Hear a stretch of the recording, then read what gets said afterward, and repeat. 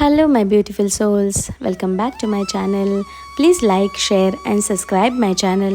Thank you. Shri Shiv पुराण श्री उमा संहिता तीसरा अध्याय शिव महात्म्य वर्णन। श्री कृष्ण जी ने उपमन्यु से पूछा, हे महामुनि, क्या भगवान शिव मुझे भी दर्शन देंगे? उनकी बात सुनकर उपमन्यु बोले, अवश्य ही भगवान शिव आपको दर्शन देंगे। मैं आपको एक अद्भुत मंत्र बताता हूँ, जिसके जाप से निश्चय ही शिव जी प्रसन्न होकर न केवल आपको दर्शन देंगे, अपितु आपकी पुत्र प्राप्ति की इच्छा भी अवश्य पूरी करेंगे। तब उन्होंने श्री कृष्ण को शिव महिमा का वर्णन करते हुए पंचाक्षरी मंत्र ओम नमः शिवाय की दीक्षा दी। उपमन्यु से सारी विधि विधान जानकर श्री कृष्ण जी ने शिव जी को प्रसन्न करने हेतु जटाजूट धारण किया और फिर अपने पैर के अंगूठे पर खड़े रहकर कठिन तपस्या आरंभ कर दी। श्री कृष्ण को भक्तिपूर्वक शिव उपासना करते करते 15 माह बीत गए।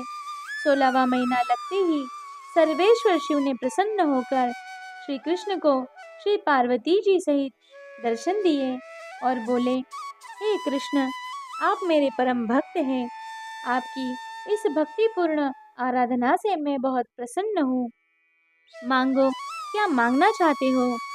शिव जी के ऐसे वचन सुनकर श्री कृष्ण बोले, हे देवादिदेव महादेव जी, आपने मुझे दर्शन देकर आज मेरा जीवन सफल कर दिया है।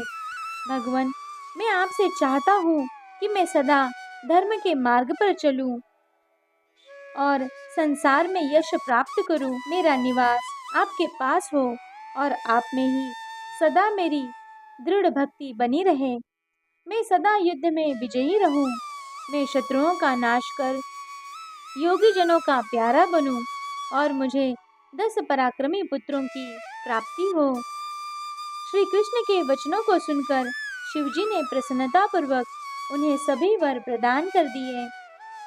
श्री पार्वती जी ने लोक कल्याण हेतु ब्राह्मणों की सेवा करने का वर प्रदान किया।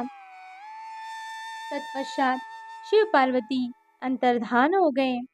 जब श्री कृष्ण भी प्रसन्नतापूर्वक उपमन्यु के पास पहुंचे और उन्हें अपने वरदान के बारे में बताकर वे अपनी नगरी द्वारिका को चले गए। श्री रामचंद्र जी ने भी भगवान शिव की आराधना कर उन्हें प्रसन्न किया और उनसे दिव्य अस्त्र प्राप्त किए। शिव जी के आशीर्वाद के फलस्वरूप उन्होंने लंका के विशाल समुद्र पर पुल बनाकर लंकेश्वर रावण को मारकर अपनी पत्नी सीता को मुक्त कराया। परशुराम ने शिव जी को प्रसन्न कर शिव जी से परशु नामक फरसा प्राप्त किया और उससे ही अपने पिता ऋषि जमदग्नि का वध करने वाले सहस्त्रार्जुन का वध किया।